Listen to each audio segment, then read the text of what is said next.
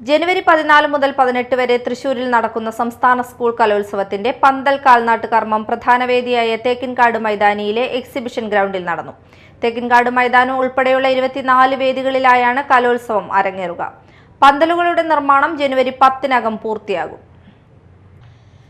സംസ്ഥാന സ്കൂൾ കലോത്സവത്തിന്റെ പന്തൽ കാൽനാട്ട് കർമ്മം പ്രധാന വേദിയായ തേക്കിൻകാട് മൈതാനിയിലെ എക്സിബിഷൻ ഗ്രൗണ്ടിൽ നടന്നു. വിദ്യാഭ്യാസ മന്ത്രി വി ശിവൻകുട്ടി ചടങ്ങ് ഉദ്ഘാടനം ചെയ്തു. റവന്യൂ വകുപ്പ് മന്ത്രി കെ രാജൻ അധ്യക്ഷത വഹിച്ചു.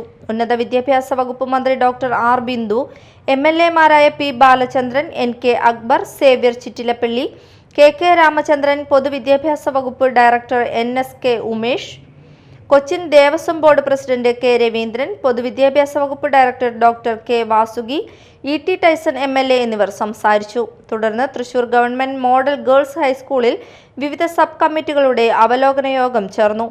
യോഗത്തിൽ വിവിധ സബ് കമ്മിറ്റികളുടെ മുന്നൊരുക്കങ്ങൾ വിലയിരുത്തി. ജനുവരി മാസം 14 മുതൽ 18 വരെയാണ് നടക്കുന്നത്. 249 മത്സര ഇനങ്ങളാണ് ഉള്ളത്.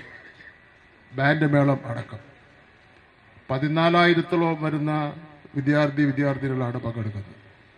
25 വേദികളിലായിട്ടാണ് നടക്കുന്നത്. 400-ഓളം ജഡ്ജസാണ് ഇതിൽ പങ്കെടുക്കുന്നത്. ഈ തൃശൂർ മേള പൂർണ്ണമായി പരാതിരഹിത മേളയാക്കി മാറ്റുവാൻ വേണ്ടിയാണ് ഞങ്ങൾ ആഗ്രഹിക്കുന്നതെന്ന കാര്യം ഞാനിവിടെ സൂചിപ്പിക്കുന്നു.